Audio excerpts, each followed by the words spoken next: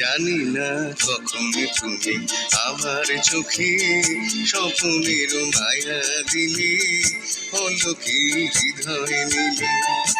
ছিং ছিং ছিং ছিং ছিং ছিং ছিং ছিং কোথায় গেল রে?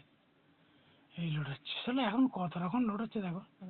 আগে গোলের ছ্যাক করে লোড হয়ে গেছে, বুঝলে তো?